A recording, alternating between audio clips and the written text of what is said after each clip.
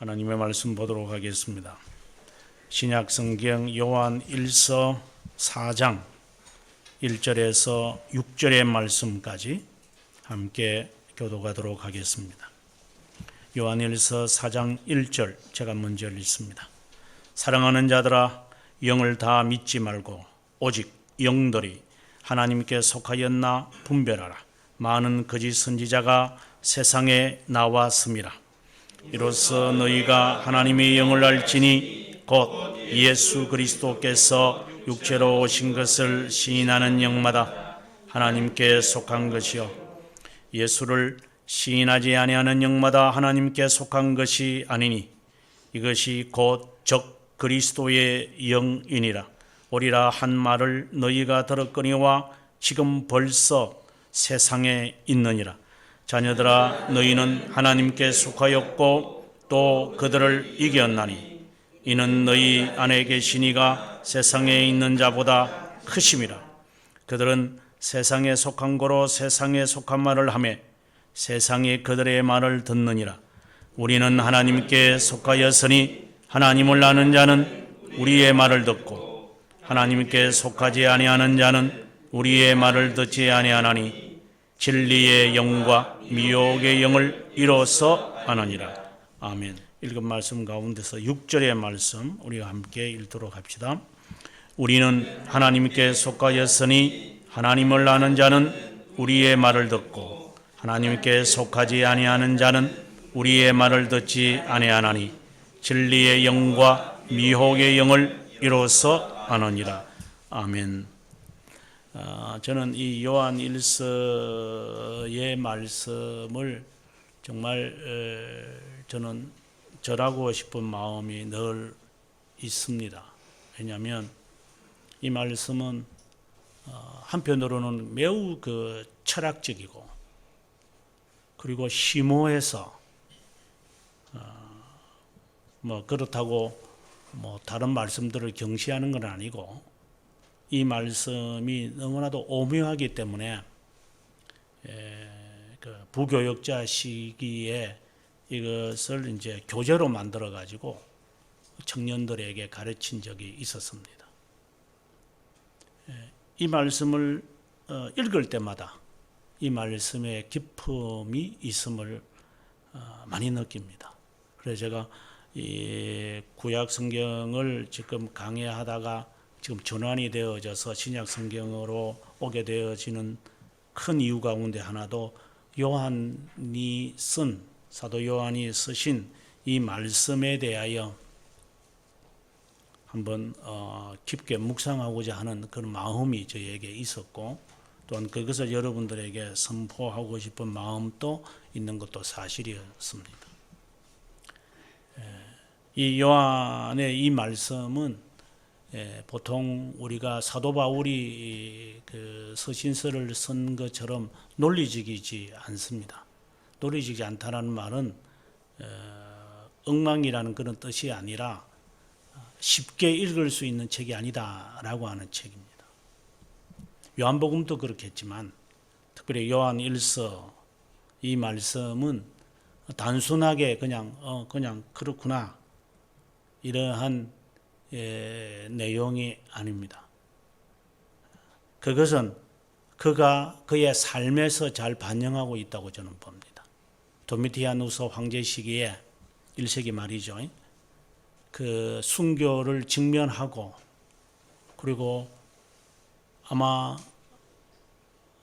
역사적으로 볼 때에는 그가 혼자 아마 살아남았을 때지 않았을까. 가장 어린 나이였기 때문에. 그리고 밤모섬까지 추방을 당해서 그곳에서 요한계시록을 쓰면서 지금까지 선포되어졌던 이 모든 말씀을 총정리하는 그 상황에 이르렀기 때문에 그의 말씀 하나하나는 우리들에게 그냥 단순하게 이렇게 드러난 말씀이 아니라 표현을 다르게 할 때가 있지만 그 안에는 담겨 있는 것이 많이 있어요. 그래서 이 말씀을 사실상 1장부터 이렇게 하나하나씩 한 구절씩을 해석을 해야 그 의미를 찾겠지만, 하지만 우리가 이 말씀에만 또 종속되어 줄 수가 없지요. 요한의 그 심정을 우리가 쉽게 알 수 있는 것은 1장 1절을 보면 우리가 들은 바요 이렇게 말하고 있어요. 눈으로 본 바요 자세히 보고 만진 바다 이렇게 말을 해요. 그러니까 말씀이신 예수 그리스도에 관하여 그분이 고백하는 거예요. 나는 영원한 말씀이신 그분에 대하여 내가 직접 보았고 들었고 만져보았다. 자세하게 내가 살펴보았다. 그분이 십자가상에서 돌아가시는 그 순간까지도 요한아 라고 하는 모든 제자가 다 도망가는 순간에도 그는 십자가 앞에서 그분의 그 처절하게 죽어가는 모습을 그는 보고 있었던 사람이었어요. 수많은 사람들이 부인하고 도망가는 상황에도 그는 십자가 앞에서 피를 흘리면서 죽어가는 그분, 그가 외치는 그 마지막 말, 내 영혼을 아버지 앞에 부탁합니다. 어두움이 끼어지는 이 순간도 바라보면서 예수님의 옆구리에 창을 찌르는 그 장면을 다 보면서, 그리고 주님이 만찬을 하실 때에, 최후의 만찬을 하실 때에 그 옆에서 그분의 하는 한마디 한마디가 무엇인지 마태와 누가와 그리고 마가가 놓쳤던 예수님이 하신 그 만찬에서 하셨던 그 말씀들, 그 주옥과 같은, 그 보석과 같은 그 말씀들을 그는 하나하나 다 들어서 기억을 했다가 오늘 우리들에게 그는 표현하고 있는 거예요. 그냥 단순히 직접적인 경험을 하지 않은 분들과는 전혀 다른 모습, 실제로 자기가 핍박을 당해보고 죽음을 당하는 그 위기까지 직면해보고, 그리고 이 계시의 말씀을 마무리해야 되기 때문에 이제 더 이상 다른 것을 덧붙여서 사람들을 미혹하고자 하는 이런 자들이 지금 또 판을 치고 있고 앞으로도 판을 칠 것이기 때문에 이 계시의 말씀을 어떻게 마무리할까? 그래서 시작할 때부터 그는 자세히 살펴보고 손으로 만져본 나다, 이 말을 하는 거죠. 이 말씀을 그는 쓰면서 당시에 있었던 기독교인들 가운데서 자리 잡고 있었던 이 거짓 영들, 저는 2000년 교회사를 쓰면서 어떤 거짓 영들이 판치고 있다는 사실을 상대적으로 저는 알고 있어요. 더 잘 알고 있어요. 그래서 지난 금요일인가 제가 설교하면서 2000년 교회사를 쓴 사람이 신앙의 어떤 양태를 바라볼 때 저 사람이 어떻다라고 하는 것을 대체적으로 짐작할 수 있어요. 이거는 틀릴 가능성이 상당히 있지만 그래도 상대적으로는 나을 거예요.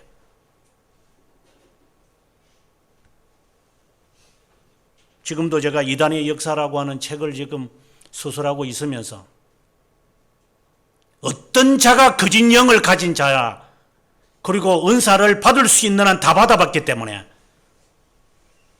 학문만 아니라 역사만 아니라 영의 세계도 누구보다는 상대적으로 잘 알고 있어요.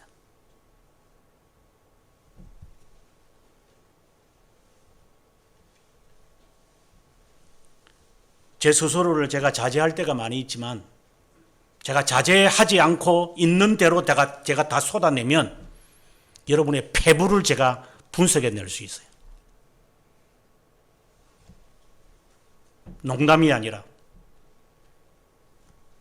기도할 때마다 저를 많이 자제시키고 말씀을 할 때마다 제가 자제시키고 있어서 다행이지, 그렇지 않고 제 속에 있는 것을 그대로 제가 이 시간에 말씀을 통해서 제가 선포하라고 한다면 여러분들이 지려 죽을 거예요.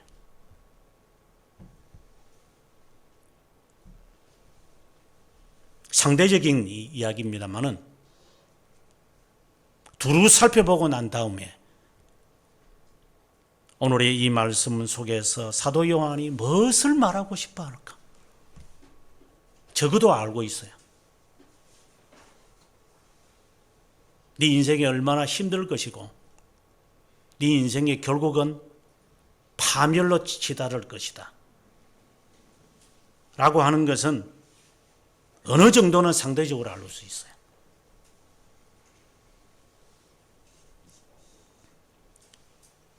사도 요한이 살았던 이 시대에 거짓 영들이 판을 치고 있었는데, 뭐 지금도 그렇고 앞으로도 그렇겠지만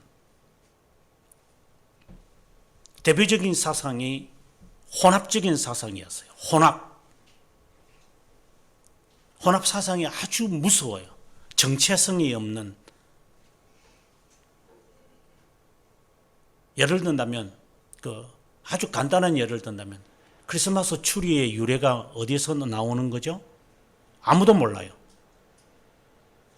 근데 우리는 무심코 해요. 크리스마스 추리를 만들어요.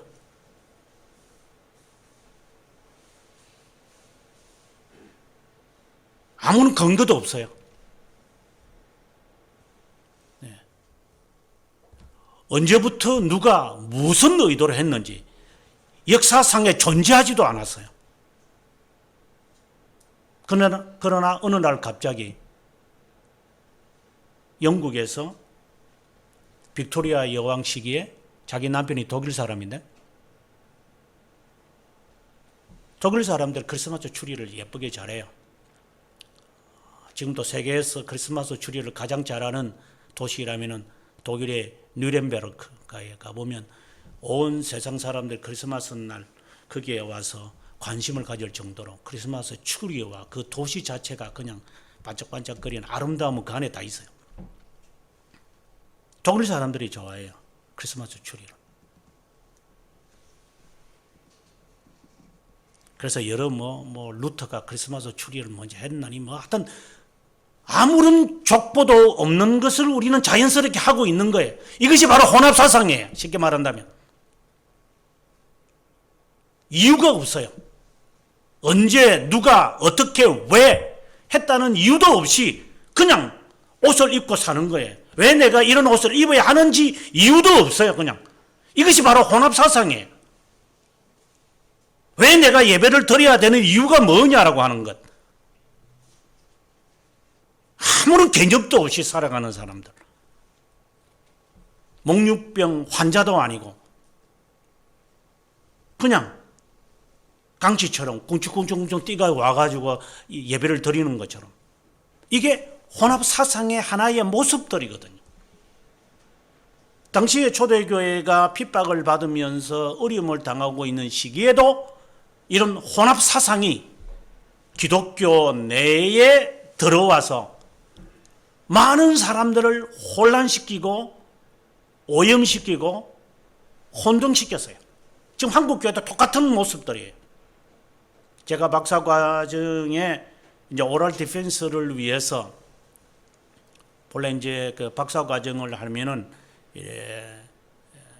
교수들, 심사하는 교수들과 이렇게 대화를 해야 돼요.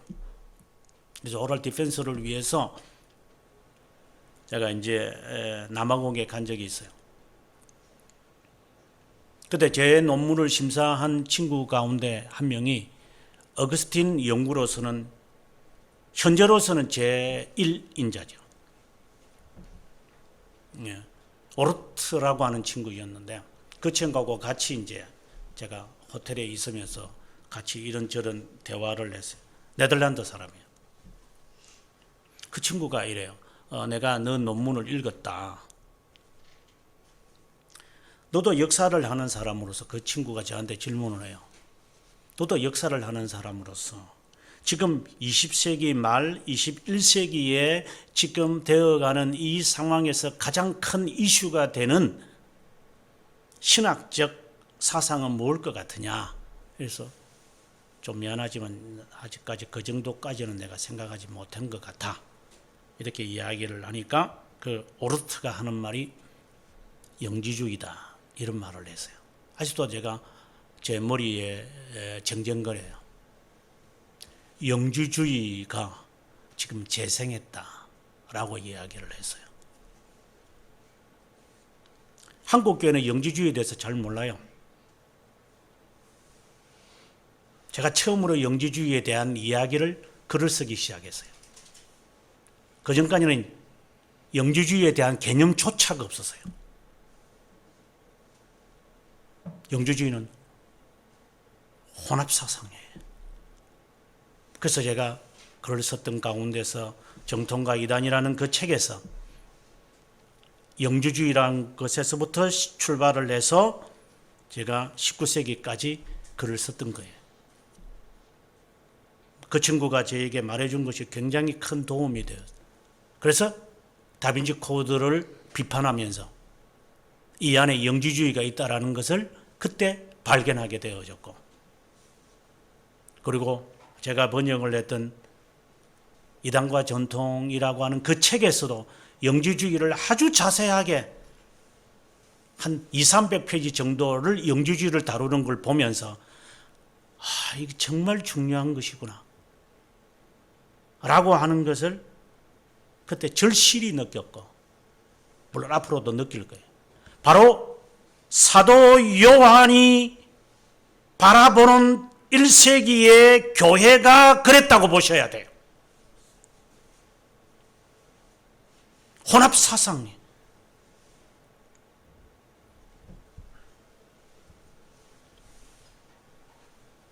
제가 글을 쓰면서 영지주의의 특징은 세 가지입니다.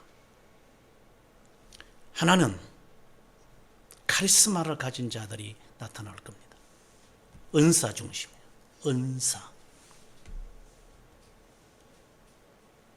지금 오순절파를 생각하시면 돼요. 까불락거리는 애들.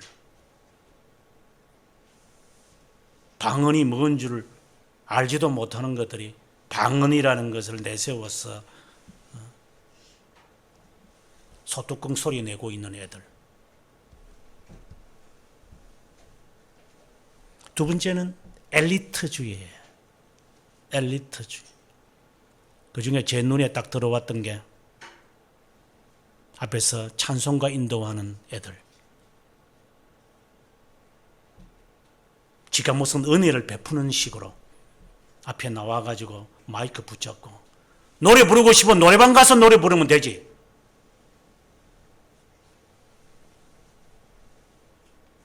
나와가 마이크 붙잡고 기타 치면서 주람을 치면서 성령의 임재를 체험하고 하는 이런 YM과 같은 이런 정신없는 애들,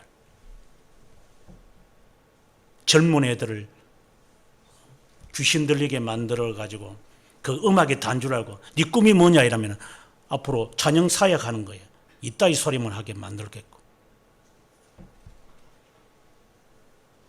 꿈이 그거예요. 이게 꿈이. 이런 엘리트 의식에 빠져 있는 사람. 지가 하나님인 줄 알아요. 은사 조금 받고 조금 성도들 좀 모이면은 어깨에 기부서를 하고 다니는 애들. 여러 교회를 제가 다니보면서 가장 중요하게 제가 보는 게 보통 이제 강사 초청 이렇게 하면은 이제 보통 목사의 서재실을 주로 데리고 가요. 아니면 당회실. 어떤 목사님들의 교회를 가서 방문하고 설교를 마친 후에 인사하기 위해서 이렇게 되게 접대를 하니까, 접대를 하는 거 보면 그게 서재실로 가보면 그 서재에 어떤 책들이 꽂혀 있는 걸 보면 그분의 사상을 거의 대부분이 파악이 돼요. 읽지도 않는 책 그냥 쫙 깔아놓는 거라, 병풍처럼. 정말 읽은 책인지, 그가 읽고 있는 책들이 어떤 종류인지를 보면 대개 이 사람의 사상이 무엇인지 감이 잡혀요. 여러분들이 집에 가서,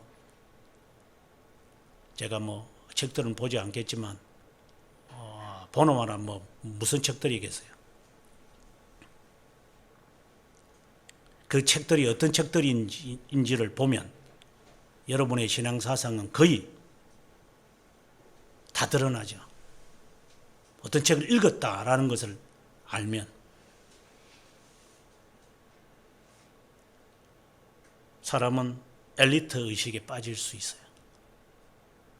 우쭐할 수 있어요.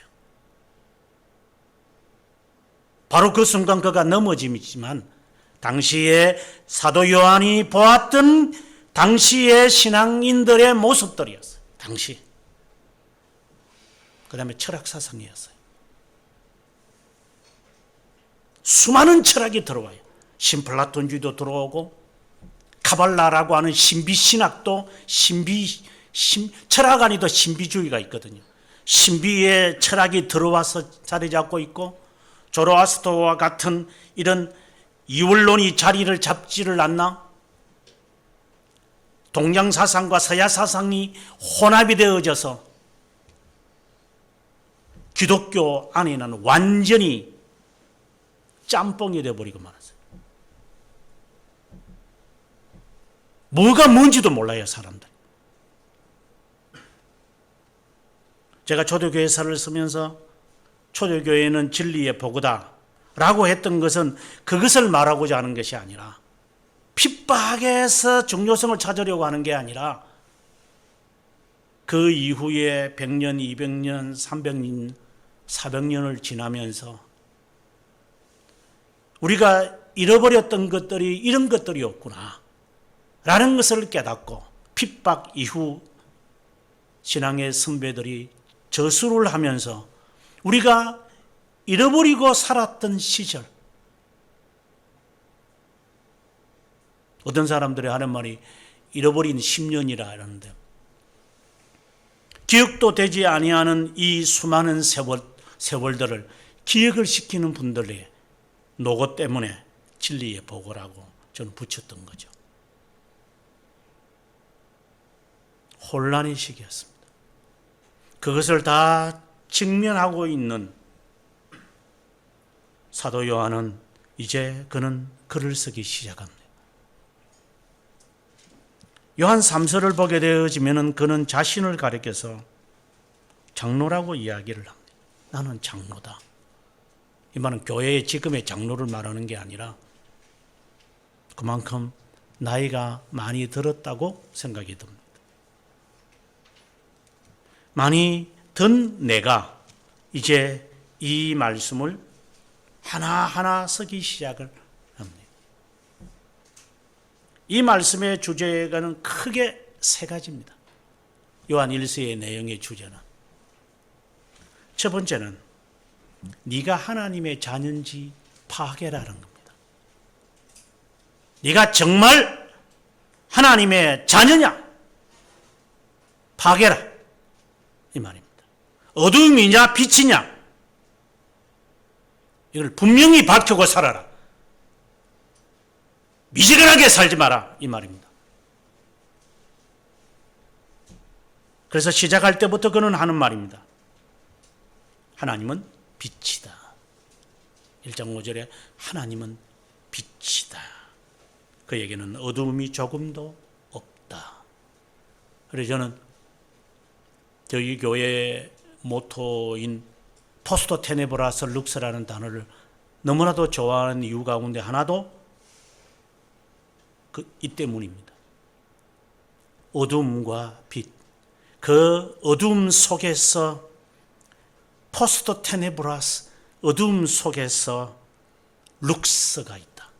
빛이 있다. 어두움 속에서 빛으로 살아갈 것이다. 제가 이 교회 처음에 이렇게 리모델링을 하기 전에 10년 전이죠. 제가 이 설교를 한 적이 있어요. 왜 어두움 후에 빛이라고 하는 이 말을 내가 선호하는지.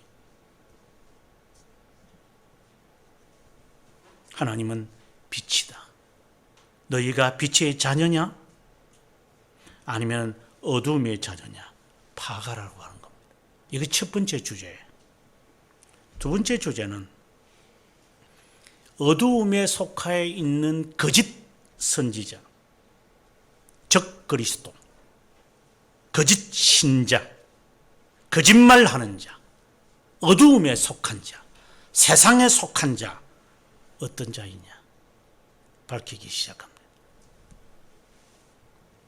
그 다음에 세 번째의 내용에 가서 빛에 거한다면 너 스스로를 한번 테스트해봐라. 테스트해보면 한다. 리트머스 종이로 산성과 알칼리성을 구별하듯이 자신이 빛에 속했는지를 파악을 한번 해봐라. 하나님의 자녀냐? 빛에 속했느냐? 어둠에 속했느냐? 한번 스스로가 판단해 봤으면 좋겠다. 한번 점검해 보아라.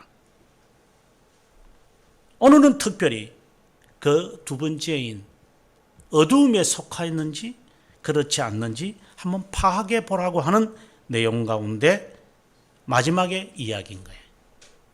이 이야기의 시작은 2장 29절부터 시작을 해요. 거짓에 대한 정체성을 이제 하나하나 밝히기 시작을 해요. 물론 이 거짓이라는 하는 사람들이 살았다라고 하는 이야기는 이미 앞에서 어두움이라고 하는 이야기를 하면서 시작을 했지만 그것의 정체성을 2장 29절부터 이제 하나하나 밝혀내기 시작을 하고 오늘 본문 4장 1절부터는 그것에 대한 최절정의 이야기를 6절까지 하고 새로운 주제인 빛의 자녀의 모습을 우리에게 말하고 있는 거예요. 하나 흥미있는 것은 여러분들이 내일 하나님의 말씀을 읽겠지만 5장을 보면 5장 5절부터 보면 예수께서 하나님의 아들이심을 믿는 자가 아니면 세상을 이기는 자가 누구냐? 그리고 물과 피와 성령이 정언하는 셋이다 라고 이야기를 하면서 이 이야기가 이제 마무리되어 가요. 그러고 난 다음에 19절에 가서 우리가 하나님께 속하였고 세상은 악한 자에게 속했다. 처음부터 이 이야기를 하고 싶은 거였어요. 사도 요한은 네가 어두움이냐 빛이냐 자녀냐 그리고 어두움의 자녀냐 이 분명코 좌표를 정하고 살아라. 요한계시록에서도 그가 하는 말이 찹든지 덥든지 둘 중에 하나를 택해라. 지옥에 가든지 하나님의 나라로 가겠다고 하든지 둘 중에 하나를 택하고 살아라. 지옥에 갈 것 같으면 확실하게 그냥 죄짓고 살아라 그냥. 그리고 하나님의 나라로 가려고 한다면 그렇게 살아라. 어중이 떠중이 이것도 아니고 저것도 아니고 발을 내디뎌 가지고 그렇게 살지 말라 라고 하는 것이 사도 요한이 말하고 싶은 주제예요. 그러면서 여러 이야기들을 하고 있는데 특별히 1장 6절, 8절, 10절을 보면 만일이라는 질문을 던지면서 네가 하나님의 자녀라면 이 세 가지의 질문을 한번 던져봐라 라고 제시를 해요. 첫 번째 6절을 보면 네가 하나님과 교제하고 있다고 생각하냐? 하나님과의 너가 커뮤니언을 지금 하고 있다고 생각하느냐? 하나님이 내 안에 있고 내가 하나님 안에 있다고 저도 생각을 하느냐? 그렇다면 네가 진리를 행해야 할 것이다. 하나님하고 나하고 함께 살아 나는 하나님의 자녀다. 이렇게 말해놓고 세상에 속한 이생의 자랑이나 육생의 정욕이나 안목의 정욕을 좋아한다면 너는 거짓말하는 자다.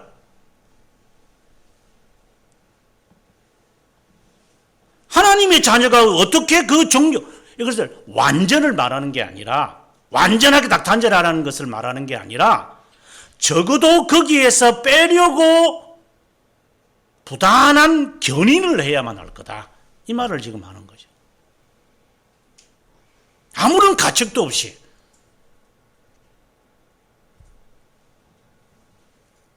어둠에 속한 사람들처럼 출세가 목적이다. 뭐 예를 든다면 돈을 모으는 것이 목적이다. 무슨 뭐 예를 들어서 뭐 SK나 뭐 삼성이나 이런 직장에 가는 것이 목적이다. 그러면 안 믿는 자와 믿는 자의 차이가 뭐냐는 거예요. 도대체 어디서 찾아내느냐는 거예요. 하나님과 함께 산다고 하면서 어두움의 자식들이 좋아하는 것은 다 행하고 예배 마치고 나가지고 카페에 가가지고 술 마신다면 뭐 카페에서 술을 파는지는 모르겠지만 주님의 이름을 악용하면서 그렇게 산다면 그게 가책이 없냐? 하고 두 번째 질문이에요. 만일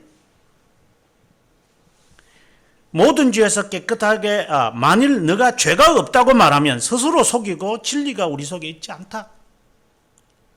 어둠에 속하지 않다고 해서 어둠의 일을 전혀 벗어버릴 수 없으니까 항상 죄가 있다는 것을 깨닫고 살아라. 이 말을 하는 거죠. 조금이라도 우리가 멈추게 되면 인생에서 사람은 죄짓게 되어 있어요. 사람은 본질이 부패하기 때문에 이거는 선체적인 것을 이야기하지 본성적인 것을 말하지는 않아요. 가만히 놔두면요, 인간은요, 우리 모두가 죄짓게 돼 있어요.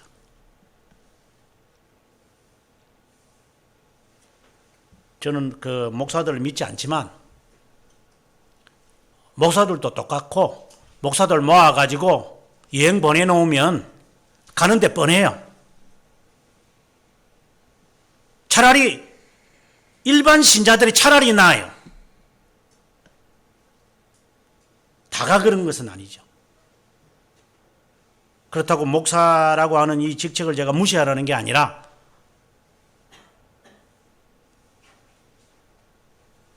함부로 우리가 대해서는 안 되겠지만 항상 인간은 겸손해 있어야 한다. 언제든지 넘어질 수 있다라고 하는 것을 두 번째 질문에서 말하는 거예요. 그 다음에 세 번째 10절에 가서 만일 내가 범죄하지 아니었다고 한다면 하나님을 거짓말할 신성모독죄를 범하지 마라. 이것이 첫 번째로 우리에게 주는 리트머스였어요. 하나님의 자녀에 속했는가. 그 다음에 두 번째로 가서 이제 오늘 우리가 다루어야 할 이야기를 하겠지만 어두움의 권세자들에 관한 이 질문을 이제 던져요. 그게 2장 4절, 6절, 9절에 있는 말씀이에요. 4절에서 이런 말을 해요. 그를 아노라고 하고 그를 할 때 주님을 말합니다. 이게 참 흥미있는 인칭 대명사인데 우리라고 하는 단어를 계속해서 써요. 우리. 제가 늘 하는 말이지만 이 인칭에 민감해야 되거든요. 우리라는 것은 자신을 포함해서 하는 말이에요. 우리는. 그를 아노라고 하면서 이제 이거 어둠에 속한 자에 대한 이야기를 끄집어내기 위해서 이 세 가지 질문을 던지는 거예요. 그분을 안다고 하면서 계명을 지키지 않는다? 그건 거짓말하는 자다. 이 말을 하는 거예요. 아는 것과 순종하는 것이 분리되어 있다? 그러면 너는 거짓말하는 자다. 이 말입니다. 성경에서 주요하게 가르치는 내용이 무엇이냐? 이렇게 대교리, 소교리와 그리고 하이델베르그가 우리에게 질문을 던져요. 그러면 공통적으로 이야기하는 게 있어요. 하나님이 어떤 분이심을 믿는 것과 그분이 우리에게 요구하는 것이 무엇이냐이다. 믿음과 순종이에요.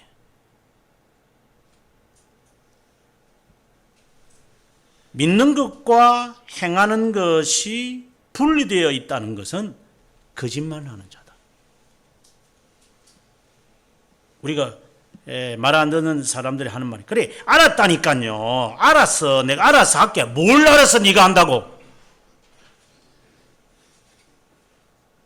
잔소리하는 사람들 보면은 바가지 긁을 때 보면 하라고.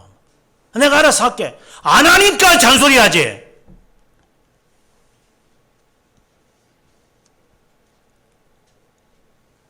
아는 것하고 행동이 전혀 달라요. 그러면 그걸 바라보는 사람은요, 속이 그냥 막 올라와요. 사람은 완전하진 않아요. 하지만, 말하는 거하고 행동은 어느 정도는 그래도 맞는 것이라도 좀 있어요. 근사값이라도 있어야죠. 말은 천사의 말을 하는데, 행동은 다르게 한다면, 그는 잔소리를 들어야 돼요. 두 번째 질문입니다. 6절에. 그 안에 산다고 하는 자는 행하는 대로 자기도 행해라. 이것이 사실상 키워드가 되죠. 그분이 행하시는 것처럼 행하라. 이 질문이 나중에 4장 1절에서 구체화로 나타나는 거예요. 그분이 행하시는 것처럼 행해라. 그러면은 이 말씀을 우리가 생각 안 하고 읽으면 그래 예수님 말하는 것처럼 예수님 말하는 것을 우리가 행하면 되잖아. 그래서 어떤 사람들은 고독을 즐기고 산속에 가서 산기도 한다. 그리고 예수님 40일 동안 그 광야에서 생활했으니까 나도 그렇게 한다니까. 그러면 예수님처럼 두루마리 입고 다니고 맨발로 다니지 그러면. 그러니까 예수님을 흉내내는 것이 바로 6절의 말씀인 줄 알아요. 그 개념이 아니에요. 예수님 흉내내면 안 돼요.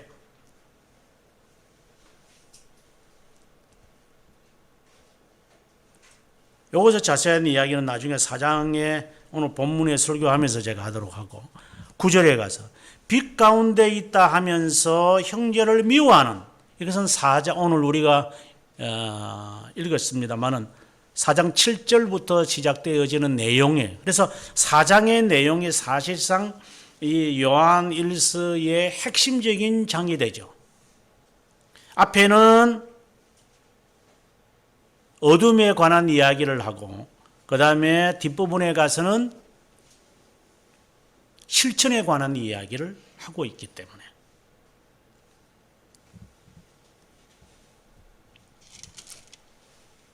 오늘 본문으로 와서 이제 어둠에 관한 이야기를 하기 시작을 합니다. 사랑하는 자들아, 영을 다 믿지 말라. 이렇게 말을 해요. 여기서 영이라는 단어가 나올 수밖에 없었던 것은 바로 앞에 있는 구절 24절을 보셔야 돼요. 24절을 보면 그의 계명을 지키는 자는 그 계명을 지킨다라는 것은 앞서 2장 4절에 있던 말씀을 제가 인용을 했을 때 그걸 기억하시면 돼요. 예수님께서 말씀하신 대로 행하지 않으면 이것은 거짓 신자예요. 그의 계명을 지키는 자는 주님 안에 거하고 주님은 그 안에 거할 것이다. 우리에게 주신 성령으로 말미암아 우리가 그 안에 거하는 줄을 우리가 알게 된다. 성령이 오시면, 성령이 임재하면 계명을 지키게 되어 있다라고 하는 거예요. 성령은 임했는데 계명대로 지키지 않는다? 그러면 그거는 악령이다라고 하는 거예요. 이게 오순절파들이 하는 말들인 거죠.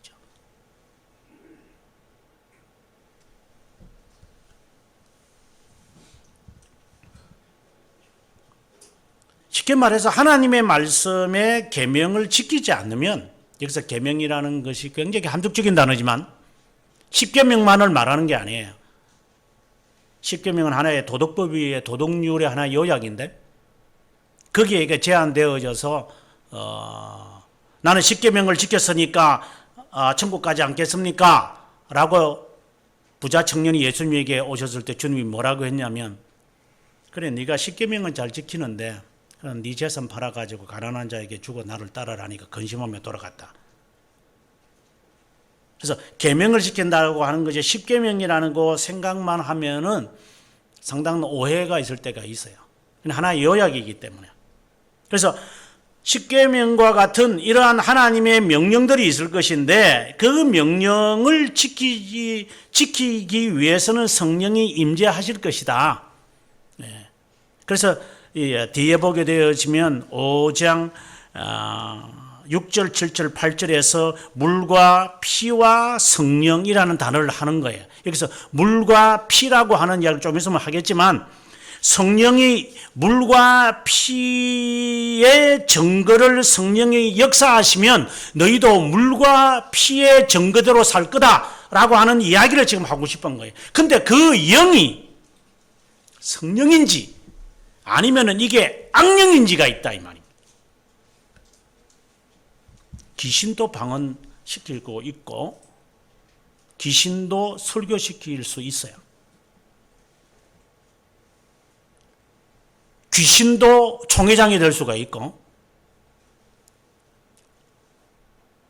귀신도 목사가 되어가지고 세상을 어지럽힐 수도 있어요. 어디든지 들어갈 수 있어요.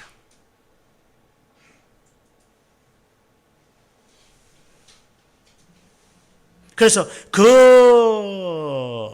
그가 작용하고 있는 그 영에 의해서 우리의 인격이 움직여지기 때문에, 제가 늘 하는 말대로 영의 기능이 있어서 영의 기능에 따라서 인간은 따라 움직이게 돼. 생각하는 것과 그리고 바라는 것과 판단하는 것과 아는 것에 따라서 인간은 행동하는데, 어떤 때는 기분 나쁘면 안 해버리니까 아는 거라고 행동하기 아무 소용이 없어요. 실제로 인간은 이게 뭐 종잡을 수 없어요. 이게 아무튼 인간의 영이 인간의 인격체인데, 그 영이 하나님께 속했는지 안 속했는지, 다른 말로 한다면 하나님의 뜻을 따라 살아가는 하나님의 자녀의 삶을 인도하는 것인지 아니면 지 마음대로 살아가도록 하게 하는 것인지 분별할 줄 알고 살아가야만 할 거다, 이 말을 하는 거예요. 그 영들이 사람들을 지배해가지고 행동을 하게끔 만들 텐데, 그 영들이 하나님께 속했다. 여기 1절에 하나님께 속했다라고 말할 때 하나님께로부터 났다라고 하는, 그래서 2장 29절에 이 말씀하고 같은 내용인데, 그분이 어려우신 줄을 알면 의를 행하는 자마다 그분에게서 났다. 그분이 어려우신다면 어려움을 행하여야만 하는데, 그렇지 않으면 그는 중생되지 않았다, 이렇게 말할 수도 있어요. 성령의 역사가 임한다면 계명을 지킬 것인데 계명을 지키지 않으니까 너는 중생된 것이 아니다, 이렇게 말할 수도 있고, 여기서 말하는 것은 하나님께로부터 왔다라는 것은 우리의 입장에서 보면 중생을 이야기하고, 이것은 하나님께서 허락하신 것을 말해요. 그러면 반드시 의를 행해요. 그래서 제가 10계명을 이야기하면서 10계명은 크게 둘로 나누어지는데, 1계명에서 4계명은 보통 첫째 돌판이다. 5계명에서 10계명은 둘째 돌판이다. 이것은 어디든지 다 말하고 있어요.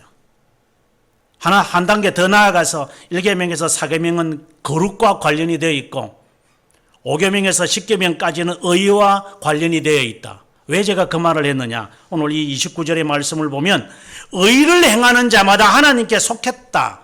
하나님께로부터 났다. 의를 행해야 된다. 계명을 지키는 거예요.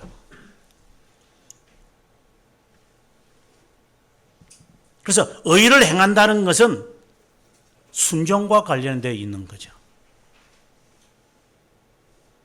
그래서 순종하는 것을 보고 그 영, 나를 지배하고 있고 내 인격을 대변하고 있는 영이 참된 영인지 악령인지를 알게 될 것이다. 이거는 옳다. 내가 이걸 행해야 되겠다. 했는데 행하지 않는다. 옳다고 생각했는데 행하지 않는다? 그러면 거짓령이다라고 하는 거예요. 그래서 앞서 이야기하기를 1장 8절에서 너가 나는 죄가 없다고 말하면 하나님을 거짓말하는 자가 되니 너는 신승모독 아니냐 너? 어떻게 성령이 임재해가지고 너를 의를 행하라고 말하는데 네가 의를 안 행한다? 그러면 너는 악령을 따라 살아가는 거야. 그 말을 바로 해야 돼. 이 말을 지금 1장의 6절, 8절, 10절에서 하고 있는 이야기예요. 성령을 받았다고 하면서 의를 행하지 않아? 계명을 지키지 않아? 그러면 너는 잘못된 거야. 이 말을 지금 하는 거야. 잘못 영을 받은 거야. 귀신을 받은 거야. 이 말입니다. 알고 살아가라 이 말입니다.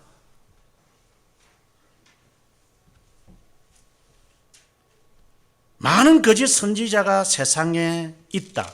이 말은 이미 예수님께서도 마태복음 24장 11절에 말했죠. 거짓 선지자가 적 그리스도가 이미 세상에서 판치고 있다. 예수님도 그것을 바라보고 있었어요. 적 그리스도. 지금 이 세상에 없겠어요? 거짓 선지자. 많은 거짓 선지자가 있다. 그때도 있었고 지금도 앞으로도 있을 것이다. 어떻게 헤쳐나갑니까?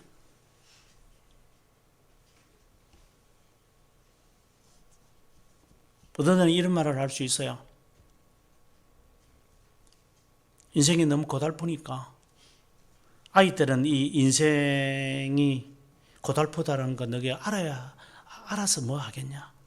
그러니 제발 좀 인생을 좀 즐기다가 나중에 인생에서 힘든 거 그때 가서 만나면 좋겠다. 이래서 부모들이 자녀를 마마보이로 키울 때가 많죠. 어릴 때부터 세상이 얼마나 험난하다는 것을 알면서 살아가게 돼.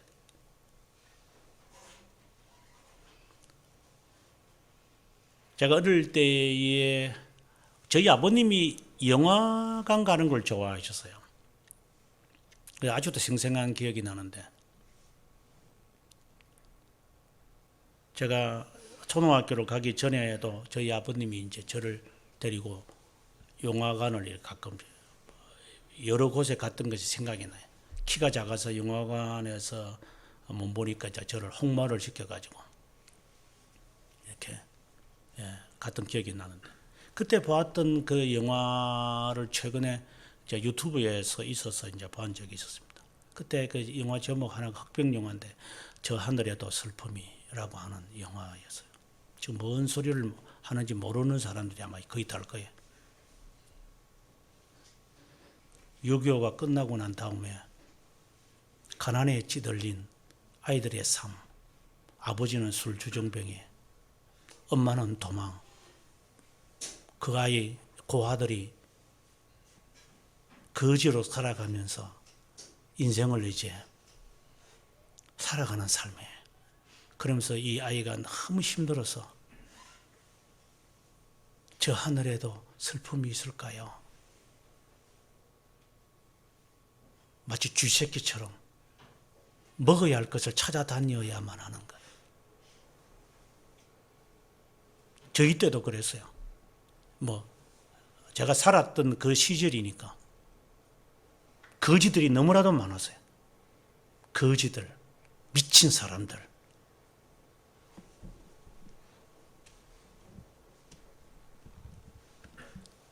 그러면서 그 아이가 너무 학교를 다니면서 거지 취급을 받으니까 지금 같으면 왕따죠. 왕따라는 게 뭐 별 의미도 없는 거 보니까 뭐 한국에 오니까 왕따 그래서 그 왕따가 뭐 어째서 그냥 학생들 때리면 맞으면 되고 그냥 맞으면서 학교 가는 게 당연히 학교 생활이지. 그게 무슨 큰 대수나 돼 가지고 아줌마들이 학교까지 와가지고 대 들고 그러고 이런 세상이 돼버렸죠. 세상이 아무것도 모르는 세상이다 보니까 희한한 세상에 대한 지금 세상입니다만은 그래서 그 아이도 왕따를 당할 수밖에 없죠. 도시락도 없고 그리고 옷에는 냄새나고 그 어려운 시기에 이 애가 일기장을 써고 그 일기장이 결국은 학교 선생님에 의해서 책으로 출판되어 가지고 이제 인생이 역전되어지는 이제 그런 이야기예요. 쉽게 말하면. 그 어려움 속에서 살아남아야 하는 그 고아와 같은 애들. 그러면서 아버지의 음식을 만들어줘야만 되고 아버지의 약값을 벌어서 해줘야 되는 이런 그 아이들. 그때 상황 자체가 그랬으니까. 그런 속에서 인간들이 만들어져 가는 것이요. 지금처럼 금수저처럼 되어지는 이 세상이 아니라 애들이 뭐 사달라면 그래 알았어 뭐 이건 무슨 금덩어리를 만나는 것처럼 애가 무슨 하나님 이상이 되어가지고 꾸짖지도 못하고 애를 잘못한 것을 꾸짖지도 못하는 세상에 되어버리니 이 애들이 커서 무슨 짓거리들을 하겠어요. 하나님의 이 말씀을 배우고 실천해 가는 것을 아주 가볍게 여길 수밖에 없는 것. 그래서 세상에 따라서 그냥 살아가는 삶이 좋은 삶인 줄 알아요. 이게.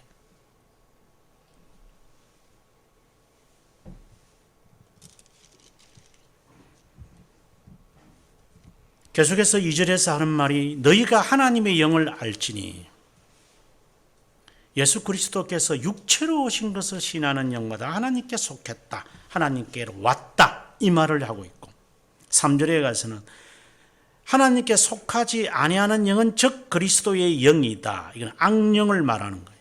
예수 그리스도를 시인해라. 여기에서 악령의 분별법이 나오기 시작해요. 이것이 귀신이냐 이 사탄이 지금 나를 지배하고 있는 것이냐 아니면은 성령이냐를 아는 중거 기준은 예수 그리스도이다라고 하는 것을 이야기해요.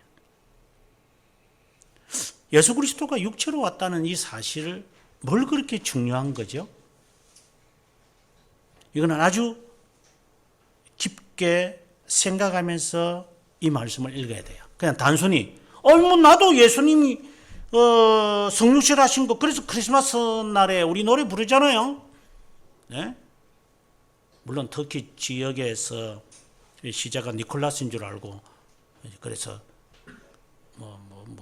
성탄절 대신에 이제는 그 할아버지 하얀 머리 할아버지 존재하지도 않는 할아버지가 이제 예수님 자리에 앉아가지고 어허허허 하고 이게 정신없는 이런 세상에 되니까 다 가공시켰던 니콜라스를 산타클로스인 줄 알고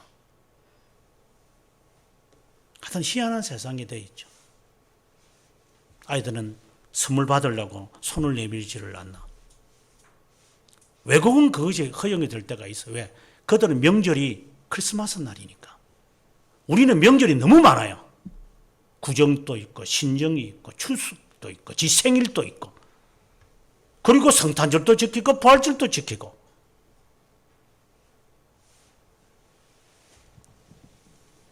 우리에게는 사실상 크리스마스 날이 그렇게 중요하지는 않죠. 그리고 지금 보니까 크리스마스 캐롤을 한국은 없어요. 진짜 이런 삭막한 사하라 사막은 없는 것 같아요. 지금까지 제가 살면서 이렇게 제가 어릴 때만 하더라도 크리스마스 캐롤이 가게에서 흘러넘치고 이런데 요즘은 산타클로스 또 사라지는 것은 괜찮은데 산타클로스만 없어진 게 아니라 산타클로스와 함께 예수님이 같이 부활해 버려가지고 이제는 사라져 버렸어요. 이 삭막한 세상이 되어버린 것 같아요. 역시 개혁신앙인지 모르겠지만 저는 개혁신앙이라고 보질 않습니다.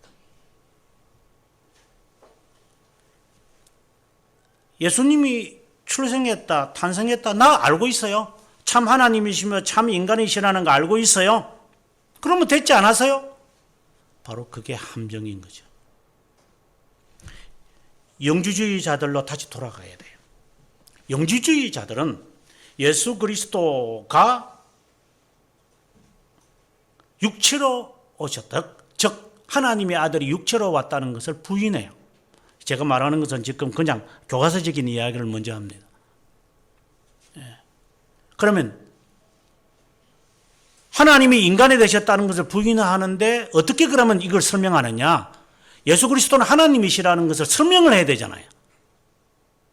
그래서 그들이 창언해낸 게 뭐냐? 세례받았을 때 이는 내 사랑하는 아들이요 내 기뻐하는 자라고 했으니 그때에 신성을 입은 것이다 라고 하는 가르침이 영주주의자들에게서 시작하기 시작했어요. 이것이 아리오스라고 하는 이단 사상으로 발전되어 버린 거예요. 그리고 이것이 발전되면은 이제 어떤 관점이 만들어지냐면 사람 가운데서 하나님이 자신의 아들을 택했다라고 하는 거예요. 이게 영주주의자들이 갖고 있는, 인간이 하나님이 될 수 있다라고 하는 사상을 영주주의자들은 이미 갖고 있었어요. 그래서 신비철학이나 신플라톤주의나 이런 애들도 금식하고 자기를 단식하고 하면은 자기를 다스릴 수 있는 신의 속성에 들어갈 수 있다고 생각을 하는 사람들이었어요. 그런 사상을 갖고 있는 사람들이 한국교회 안에 수두룩하죠. 내가 조금 기도 생활 좀 하고 신앙생활 좀 하면 내가 뭔가 좀 거룩하게 되지 않을까? 착각 속에 빠지는 사람들. 내가 선행을 좀 하면 크리스마스 날 맞추어서 크리스마스 날 좀 착한 일 하면은 내가, 사람은 자기 만족에 잘 빠지는데 자기 착각에도 빠지고 자기 감정이입에도 빠지고, 제가 늘 하는 말대로 신발 하나 갈아 신고도 신발 멋있지, 하나도 멋있지 않는데 속옷 하나 갈아입었다고 해서 자기가 새롭게 느껴지는 사람들, 머리 하나 손질했는데 자기가 새로워진다고 생각하는 사람들. 백로야, 그 튀고 속 검은 건 너밖에 없는 것 같다. 그럼 자기 착각에 빠지고 있죠. 외모의 변화가 자신의 인격의 변화라고 생각을 하는, 그렇다고 해서 외모를 무시하라는 게 아니라 그런 하나의 뭔가를 통해서 자기가 변화된다고 생각하는 이 사상, 이게 아주 무서운 사상이에요. 오늘 내가 선물을 했으면 저 사람은 괜찮겠지, 뭔가를 하나를 해놓고 그것을 가지고 확대 해석을 하는 이 착각 속에 빠지는 사람들.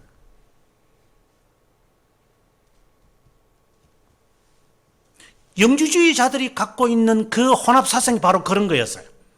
인간 가운데서 하나님께서 한 사람을 택해서 도덕적으로 살려고 하고 건실하게 살려고 하는 사람을 택해서 하나님은 하나님으로 만들었다. 이게 영주주의자들이에요. 그러기 위해서는 우리는 그분의 말씀을 지켜야 한다. 거룩하게 지켜야 한다. 그래서 지키는 것에 초점이 있는 거예요.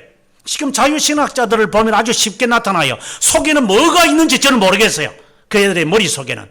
하지만 겉으로는 사회와 국가와 민족을 위하여서, 이웃을 위하여서 잘 장식해요. 백로야, 네 속만 꺼먹고 네 겉만 흰 거구나. 그 자유신학자들이나 자유신앙을 갖고 있는 애들은 사회에서는 인정을 많이 받죠.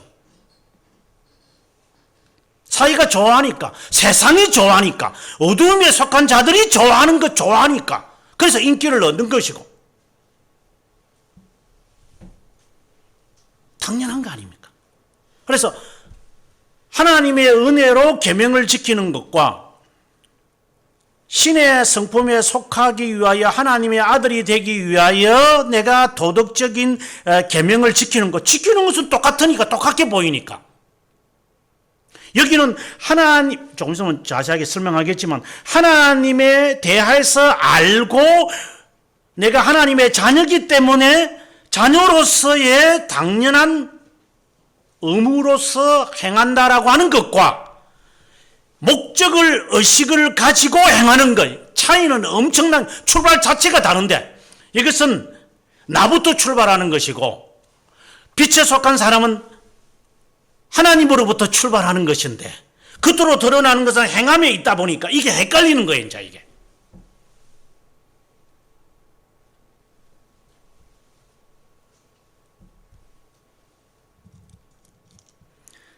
예수 그리스도를 시인한다. 그리스도가 육체로 오신 것을 시인한다. 이 말씀은 예수 그리스도가 하나님이시라는 것을 지금 이야기하고자 하는 거예요. 인간에서부터 출발하지 마라라는 말을 지금 하고 싶은 거예요. 하나님으로부터 출발을 해야만 한다. 모든 것은. 이게 영을 분별하는 중요한 것이다. 제가 여러분들에게 계속해서 강조하는 게 인간의 측면에서 출발하지 마라. 모든 것은. 내가 뜻을 정했습니다. 하지 마라. 이거는 정말 하나님의 뜻이라고 제가 생각을 합니다. 그렇게 하지 마라. 그저 하는 겁니다. 순종이니까.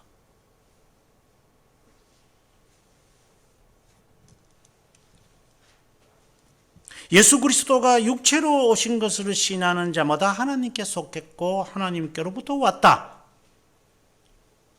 신성을 이야기하는 동시에 그리스도가 하나님으로서 육체에 속했으니까 그분은 순종하는 분이었어요. 육체에 속했다는 것을 시인한다는 말은 순종을 의미하는 거예요. 하나님께 속했다라고 하는 것은 신성을 의미하는 거예요. 지금 뒤에 가서 우리가 5장에 와서 예수께서는 하나님의 아들이심을 믿는 자가 아니면 세상을 이기는 자가 누구느냐? 물과 피로 임재하신 예수 그리스도라. 물만 아니요 물과 피로 임하셨고 증언하는 것은 성령이다. 이 말씀을 하는데 여기서 물은 세례를 의미하고 피는 그분의 죽으심을 의미해요. 이건 다 의를 행하는 거예요. 그래서 세례를 베풀 때에 세례 요한이 세례를 베풀지 않으려고 하니까 세례 베풀어라. 이게 의를 이루는 거다. 그분의 의를 이루어야만 되니까 순종을 말씀하시는 거예요. 아버지여, 이 잔을 내가 마시기 원치 않습니다. 하지만 아버지의 뜻대로 되기를 원합니다. 이것은 그의 피를 말하는, 죽으심을 말하는 거죠. 순종을 의미하는 거예요. 그리스도가 육체로 오셨다라고 하는 것은 그리스도가 어떻게 삶에서 하나님이시면서 인간의 모습으로 사셨는가를 바라보라는 거예요. 우리가 세상에서 얼마나 순종을 하고 있어요. 순종하는 게 쉽지 않다라는 것을 알 거예요. 힘들어요.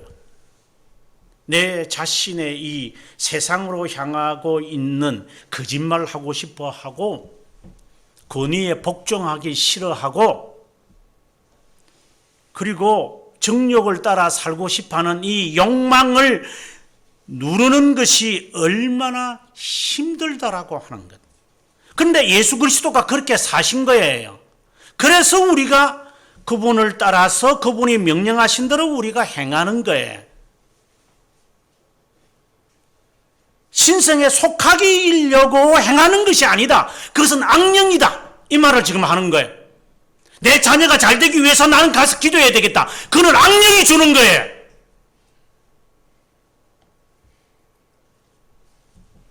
하나님께로부터 온 것이 아니기 때문에 시작이 자기에서부터 출발하잖아요. 목적이 딱 정해져 있잖아요. 목적이. 나를 위해서, 내 가족을 위해서, 내 자식을 위해서는 내가 뭐든지 하리라. 자식을 위해서 할 수 있는 게 뭔데요?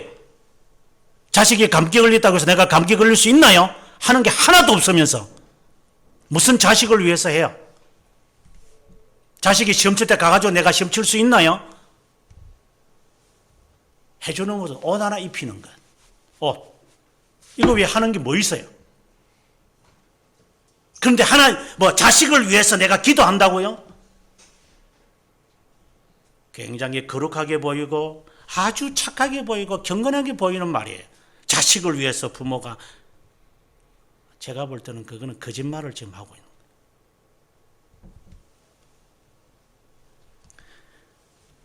자식의 사랑도 하나님으로부터 나온 사랑이 아니라 세상이 주는, 어둠이 주는 그 관점으로 자식을 사랑해서 내가 자식을 위해서 기도하겠다고 한다면 그는 악령이죠.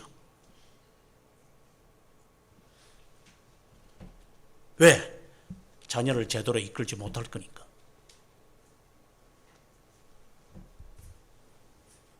자녀를 결국은 패망에 이르게 할 거니까.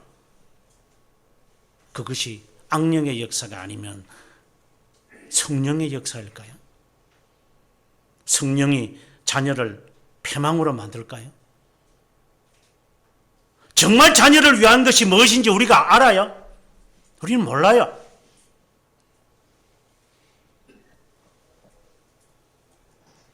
애가 무엇을 원한다고 이야기하던가요?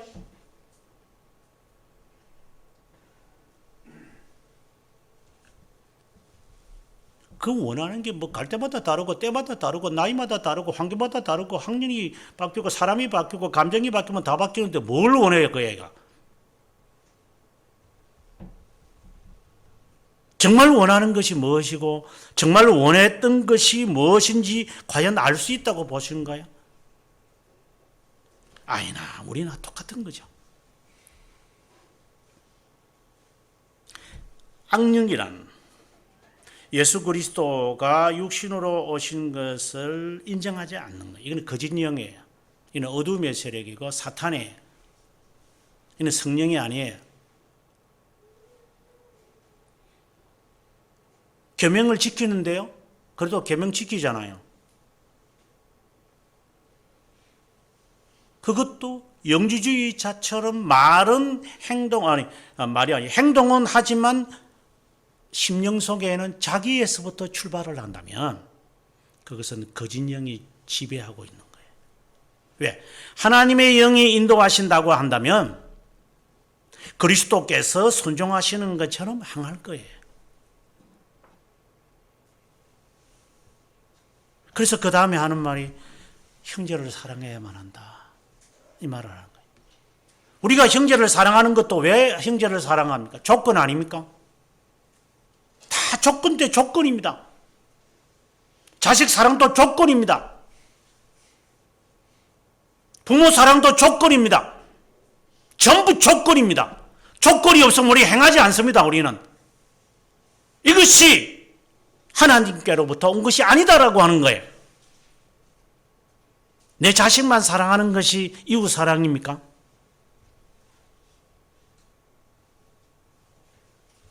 내 부모만 존경하는 것이 그게 부모 사랑입니까?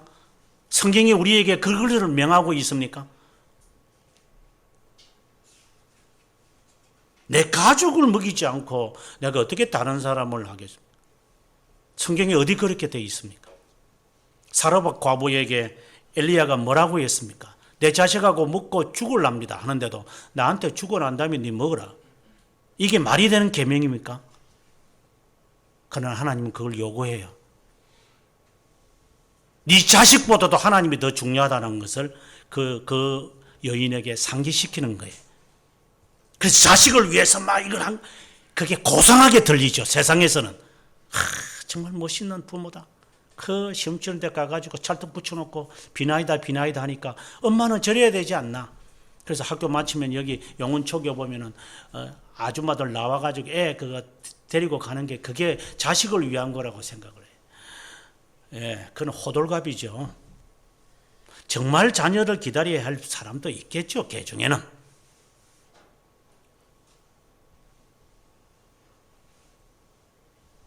자식 사랑은 그것에만 제한되면 안 돼요.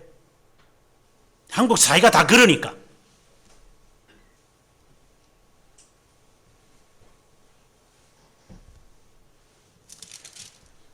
하나님께로부터 온 영은 그리스도를 시인할 뿐만 아니라 신성과 인성을 시인할 뿐만 아니라 그분이 하신 말씀처럼 순종하는 거다.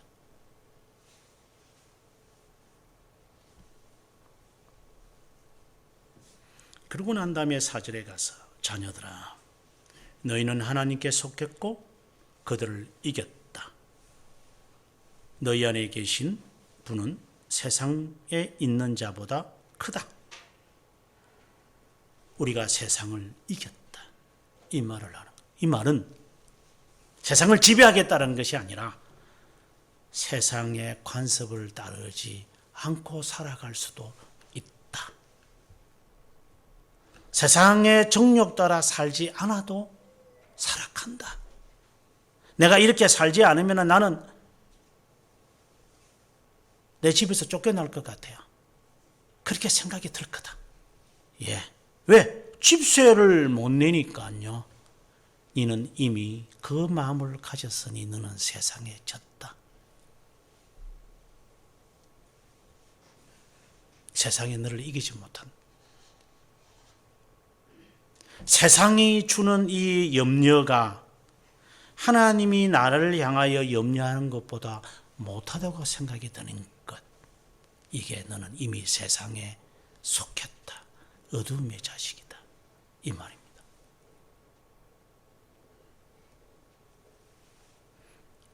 세상의 공포에서 주님이 우리를 이기게 하셨다. 하나님의 계명을 지킬 때 조심해야 할 부분을 이야기하는 거예요.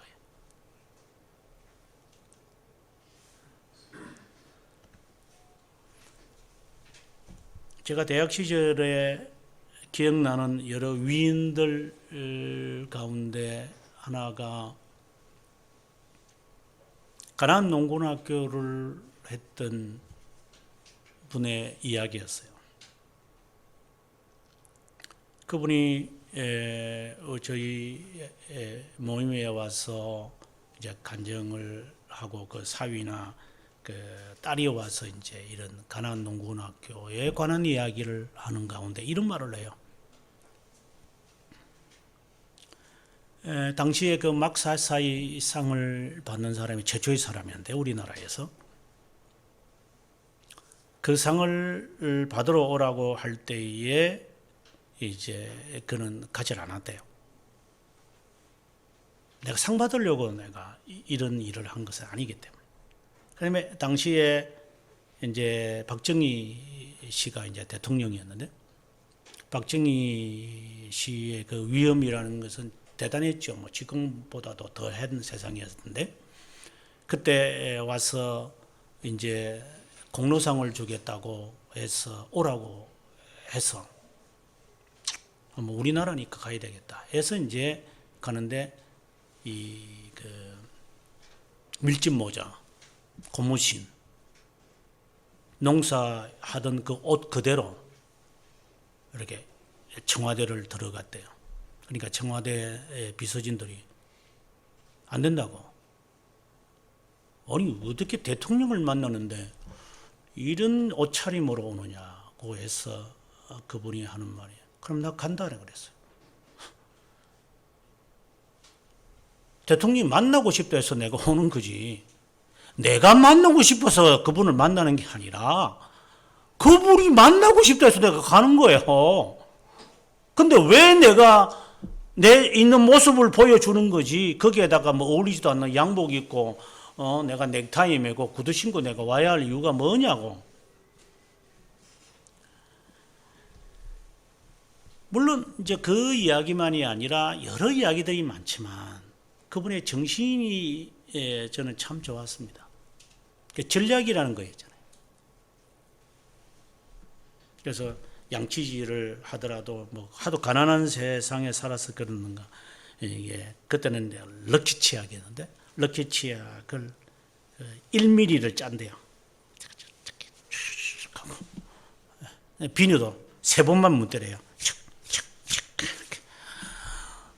물론 그거는 아주 노랭이 행동이었습니다만 그 정신이, 그래서 음식을 우리가 같이 이렇게 단체 생활하면서 음식을 먹는데 그 며느리가 그 영양사였어요. 그래서 영양에 만든 음식을 꼭 하루에 필요한 영양에 맞는 칼로리에 합당한 음식을 만들어서 저희들에게 하더라고. 그리고 새벽 5시 되면 모두 일어서게, 꼭 군대하고 똑같아요. 일어서서 구보를 5km를 하고 난 다음에 체조하고 아침에 명상을 하고, 그리고 이제 식사를 8시에 하고 그 다음에 일과를 이제 공부하고 이제 노동하고 이제 이런 훈련을 받아본 적이 있어요. 아직도 잊지 못하는 그 과정이었어요. 이게 세상을 이겼던 사람들의 모습이구나. 얼마나 부지런한지 몰라요. 세상을 이기는 거 쉽지 않아요. 손에 매니큐어 바르는 것도 이제는 한 단계 더 나가다 더더더 갖다 붙여가지고 무슨 코트가리도 아니고, 그거 하자 아마 이거 코도 못 입을 거예요, 그죠? 여기 이미 코트가리가 붙어 있는데 어떻게 코를 씹을 수 있겠어요? 이런 세상이 되어버렸으니까. 얼마나 일하기 싫으니까. 일하기 싫어하는 자는 먹지도 말라고 하셔서, 이것은 외국, 미국 애들이나 저 흑인들이 하고 있는 행동들이잖아요. 그 애들은 손톱이 못생겼기 때문에 손톱이라도 이쁘게 해야 돼요. 그들은 다 그래요. 남자든 여자든 다 뭉툭뭉툭해요. 그냥 하도 뜯어먹어가지고. 그래서 그들은 그렇게 하는데 우리는 다 예쁘잖아요. 손가락들이 길쭉길쭉하게. 근데 거기에다가 코트까지를 붙여가면서 살아야 되니 그것도 컬러풀하게 만들어가지고 그것도 돈 주면서 갖다 붙여요? 일하기 싫어하는 자들이 어떻게 세상을 이기겠어요? 그것이 좋아서 살아간다면 어떻게 살겠어요? 세상을 이기겠어요? 이건 하나의 형식이겠죠. 자기를 위해서 이기라고 하는 말은 아니에요. 그분이 계명을 말씀하신 대로 살아라 이 말이에요. 우리가 이 세상에서 살아가지만 어떤 부분에서는 이것을 행해야 하는지 말아야 하는지를 그분의 말씀을 따라서 행해야만 할 것이다. 행동 그 자체가 그렇게 문제가 되겠어요. 손이 험난하게 생기신 분들이 그렇게 손질을 해야 되겠죠. 그 자체를 제가 비난하는 게 아니라 그것을 목적으로 삼고 있는 사람들, 그것을 멋으로 삼고 있는 사람들, 이것은 잘못된 거다 이 말입니다.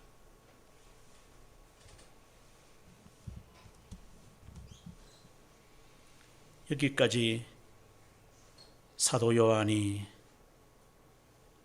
악령에 대한 이야기를 마무리를 하고 그 다음에는 예수 그리스도가 육체로 오신 이유는 하나님의 사랑 때문이다. 이걸 알아서 우리가 삶의 빛의 열매로 맺어야 할 거라 하는 이야기를 하기 위해 정말 귀중한 4장 9절의 말씀, 하나님의 사랑이 우리를 이렇게 나타난 바 되었다. 그리고 하나님은 사랑이다. 이 주옥 같은 이 말씀, 그 사랑에 감동되어 흉내내지 말고 이웃 사랑하며 살자. 이웃 사랑을 해야 하나님을 사랑하는 거다, 이 말을 하려고 하는 게 아니라 하나님을 사랑하니 이웃을 사랑하게 되더라. 이것이 진정한 거다. 그래서 내가 하나님의 자녀인지 스스로 확인해 봐라. 그리고 내가 악령에 속하지 않은지 스스로 판단해 봐라. 그리고 그것이 스스로 나온 것이고 하나님에게로부터 나온 것이 아니라면 내려놓아야만 한다. 참된 사랑에서 참된 이웃 사랑이 나오는 거다. 흉내내는 사랑이 아니라 참된 하나님으로부터 나오는 이 의를 이루어가는 것을 행해야만 할 거다. 그것을 성령이 역사하실 거다. 성령이 역사하면 우리는 계명을 지킨다. 계명을 지키지 않은 걸 보고 세상에 속한 대로 사는 걸 보니 성령이 아니라 악령이다. 정말 두려운 말씀입니다. 오늘 우리가 이 설교 후에 부를 435장 찬송일 텐데, 오늘 여러분 교회 오기 전에 저는 이 찬송을 들으면서 오라고 했어요. 아마 안 듣고 온 사람도 있을 거예요.